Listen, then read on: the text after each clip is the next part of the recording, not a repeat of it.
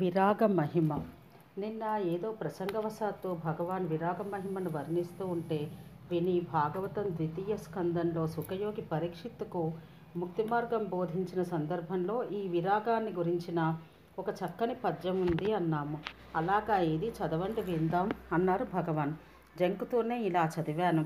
కమనీయ భూమి భాగములు లేకున్నవే, పడియుండుటకు దూదిపరుపు లేలా, సహజంబులకు కరాంజలులు లేకున్నవే, భోజన భాజన పుంజమేళ, వల్కలాజిన కుసావలులు లేకున్నవే, కట్టదు కూల సంఘంబులేల గొనకొని వసియింప గుహలు లేకున్నవే, ప్రాసాద సౌధాధిపటల మేళ ఫలరసాదులు గురియవే, పాదపములు స్వాదు జలముల నుండవే, సకల నదులు బొసంగ భిక్షంబు వెట్టరే, పుణ్యసతులు ధనమదాంధుల కొలువేల తాపసులకు.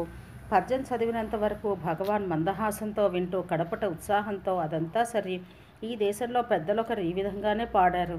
ఓ ఈశ్వర, తల కింద రెండు దిండుగా చెయ్యనిచ్చావు, మొలకు కౌపీనంగా వల్కలనిచ్చావు, తినేందుకు దోశలిచ్చావు, నాకింక ఏం కావాలయ్యా, ఆహా నా భాగ్యం అనే భావం ఉన్నదందులో.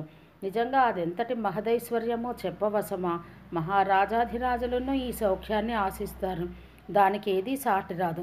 నేను అది ఇది అనుభవించి ఉన్నందువల్ల నాకు దానికి దీనికి తారతమ్యం తెలిసింది. ఈ పరుపులు, ఈ సోఫా, ఈ సామాగ్రి ఇదంతా బంధమే అన్నారు భగవాన్. తథాగతుడు ఇందుకు దృష్టాంతమే కదా అన్నాను.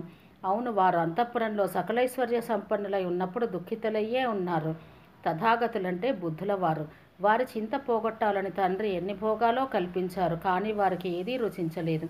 అర్ధరాత్రి వేళ భార్యాబిడ్డలను విడిచి పలాయనమైనారు. 6 ఏండ్లు తీవ్ర తపోనిష్టలో ఉండి తత్వం గ్రహించి లోక సంగ్రహార్థం భిక్షువులైనారు. భిక్షువులైన వెనుకనే మహాసుఖిగా ఉన్నారు. నిజంగా వారికి ఏం కావాలి అన్నారు భగవాన్. ఆ భిక్షువు వేషంతోనే స్వదేశానికి వచ్చారు కదా అన్నారు ఒక భక్తులు.